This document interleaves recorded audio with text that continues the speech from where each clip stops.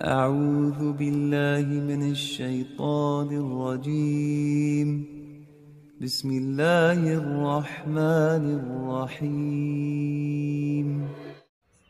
سید ذوالفقار علی شاہ قادری پیش کرتے ہیں یوٹیوب چینل صوفی صاحب قادری 1000 زیارت۔ ہمارا منشا ہے تمام ہندوستان کی مزارات کی زیارت کرنا اور ساتھ ساتھ آپ کو بھی کروانا۔ اگر آپ ہمارے چینل پر نئے ہیں تو ہمارے چینل کو سبسکرائب کریں تاکہ آپ کو ہماری آنے والی ہر ویڈیو کا نوٹیفیکیشن مل سکے۔ السلام علیکم دوستو، ابھی ہم بیجاپور میں ہمارے عزیز دوست حکیم داول صاحب کے پاس، تو ابھی ایک اور سوال بنا تھا تو میں بولا چلو اب حکیم صاحب سے گفتگو کر رہے ہیں تو بات کو آگے بڑھاتے ہیں۔ السلام علیکم۔ وعلیکم السلام ورحمۃ اللہ وبرکاتہ۔ ہاں، تو حکیم صاحب ابھی جس طرح سے جو بات ہوئی ہے دین اسلام اور دین محمد، اب دین اسلام کے جیسے 5 فرائض بتائے جاتے ہیں، توحید، نماز، روزہ، زکوٰۃ اور حج، تو ایسے دین محمدی کے کیا ارکان ہیں کہ جس پر دین محمدی قائم ہے اور دین محمدی چل رہا ہے؟ ماشاءاللہ، بہت ہی بہترین سوال ہے اور بہت اچھا موضوع ہے، اور اسی موضوع سے ہر انسان حقیقت کی طرف رجوع ہو سکتا ہے۔ دیکھیے، شریعت کے یہ اصول ہیں یا پھر 5 فرائض ہیں۔ توحید یعنی کلمہ طیب ہے، برابر ہے؟ تو میں سٹیپ بائی سٹیپ 5 پہ آپ کو لے کے جاتا ہوں۔ شریعت میں کلمہ کہتے ہیں لا الہ الا اللہ محمد رسول اللہ، جس نے ایک بار پڑھ لیا وہ دین اسلام میں داخل ہو گیا یا پھر وہ مسلمان ہو گیا۔ تو کلمہ پڑھنے کا، ایک بار پڑھنے کا نام اگر اسلام ہے یا مسلمان ہے تو پھر کیا کہیں۔ لیکن اگر اس پر غور و فکر کیا جائے تو لا الہ الا اللہ کا معنی مطلب اگر یہی دیکھا جائے کہ نہیں کوئی معبود اللہ کے سوا، تو پھر جھگڑا ہی ختم تھا، کیونکہ سرکار دو عالم صلی اللہ تعالیٰ علیہ وسلم نے 23 سال تک صرف لا الہ الا اللہ کی تحریک چلائی ہے، اور لا الہ الا اللہ کی تحریک 23 سال لگے چلانے میں، تو یہی معنی مطلب ہوتا تو 23 سال کیوں لگتے صاحب؟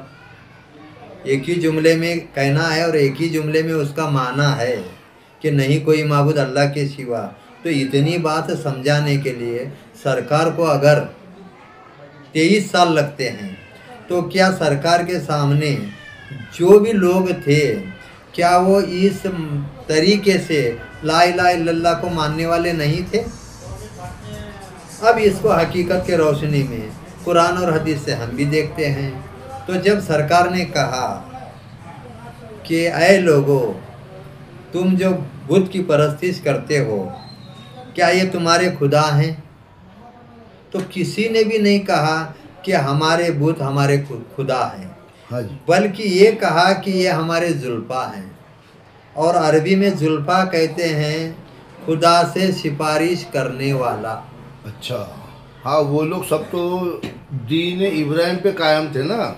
تو میں وہی کہہ رہا ہوں کہ بت پرستی کہتے کسے ہیں، اور لا الہ الا اللہ کی تصدیق کیوں کروانا پڑی، اور دین محمد میں لا الہ الا اللہ کی تحریک چلانے کا مقصد کیا تھا، یہ سمجھانے کے لیے ہمیں کلمے کو ہی سمجھنا ہے۔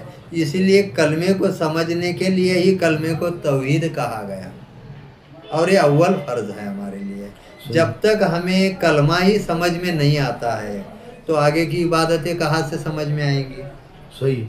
تو جب زمانہ جہالت کے لوگوں کا عقیدہ یہ تھا کہ کل کائنات کو بنانے والا خالق و مالک، جسے ہم خدا کہتے ہیں، ایل کہتے ہیں، گاڈ کہتے ہیں، اللہ کہتے ہیں، یہ خالق و مالک اوپر آسمان میں موجود ہے، اور اس تک ہماری فریاد اگر پہنچنا ہے تو ہمیں بتوں کی سفارش ضروری ہے۔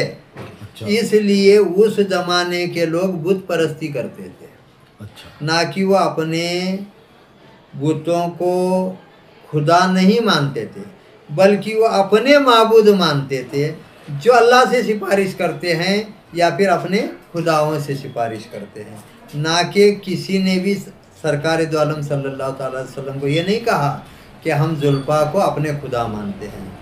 बात क्लियर हो गई। हाँ जी। तो अगर ला इलाहा इल्लल्लाह का माना नहीं कोई माबूद अल्लाह के सिवा होता तो सरकार को 23 साल क्यों लगे ला इलाहा इल्लल्लाह की तहरीक चलाने के लिए?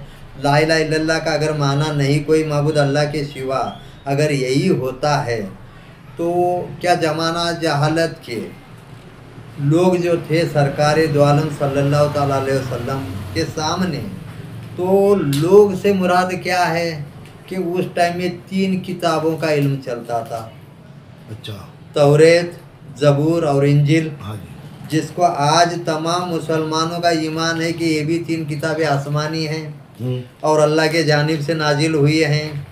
तो क्या उसमें ये तस्दीक नहीं थी कि ला इलाहा इल्लल्लाह यानी कि नहीं कोई माबूद अल्लाह के सिवा? अगर नहीं कोई माबूद अल्लाह के सिवा यही माना मतलब लिया जाए तो क्या पिछले इन 3 किताबों के दीन मौजूद थे? पिछले नबियों के दीन के मानने वाले जो थे क्या उनका अकीदा ये नहीं था? जबकि सबका अकीदा यही था, लेकिन मोहम्मद सल्लल्लाहु ताला अलैहि वसल्लम ने इस अकीदे को रद्द किया कि तुम जो अंधे की इबादत कर रहे हो, जो तुम एक गुमान में हो कि ऐसा भी कोई खालिक ऊपर बैठा है जिसको मनाने के लिए हमें किसी का सहारा यानी बुतों का, बेजान बुतों का सहारा लेना पड़े, जिसको हमने ही बनाया, हमने ही तराशा और उसी से हम ये अकीदा रख रहे हैं कि ये हमसे हमारी फरियाद सुनेंगे और हमारे खालिक व मालिक तक पहुंचाएंगे। ये अकीदे को सरकार ने रद्द करने के लिए ला इलाहा इल्लल्लाह की तहरीक चलाई साहब। तो इसलिए हमें ला इलाहा इल्लल्लाह को समझना और गौरव फिक्र करना बेहद ज़रूरी है। तो हकीकी कलमा का माना मतलब देखा जाए तो जैसे मैं बता रहा हूँ वैसा उसके तस्दीक में जाना होगा, उसके तहकीक में जाना होगा। इसके लिए सिर्फ हमने एक दफ़ा कह दिया कि मैंने एक दफ़ा ला इलाहा इल्लल्लाह बोल दिया और अब मैं कलमे वाला हो गया, तो ये कहने के लिए बिल्कुल आसान है, लेकिन हकीकत में कलमे वाला बना नहीं। जैसे कि कुरान फरमाता है कि ऐ ईमान वालों ईमान में दाखिल हो जाओ। जब ईमान वाले ही हैं तो ईमान वालों को कैसे कह सकता है कि ईमान में दाखिल हो जाओ? तो इससे मुराद ये है कि ईमान वालों से मुराद जो दावा कर रहे थे कि हमने ईमान लाया लेकिन वो ईमान में दाखिल नहीं हुए थे, उनके लिए इशारा है कि ऐ ईमान वालों ईमान में दाखिल हो जाओ। तो वैसे ही ऐ कलमे वालों गुमान में हो कि हम एक दफ़ा 2 लफ्ज़ों वाला अपने ज़ुबान से पढ़ लिया तो हम कलमे वाले बन गए या हम कलमे में दाखिल हो गए, तो यह हकीकी कलमा नहीं है बल्कि ये शरीयत वाला कलमा है। तो शरीयत का कलमा अलग है और हकीकी कलमा अलग है। वैसे ही अगला स्टेप इसी तरह से हम लोग हर रोज़ नई मज़ार पर जाकर ज़ियारत करते हैं और आपको भी करवाते हैं। अगर हमारा वीडियो अच्छा लगे, पसंद आए तो अपने दोस्तों में, रिश्तेदारों में शेयर कीजिए और अच्छे कमेंट करके हमारी हौसला अफजाई कीजिए। अगर हमसे कहीं कोई गलती या खता होती है तो हमारी रहनुमाई करें। शुक्रिया।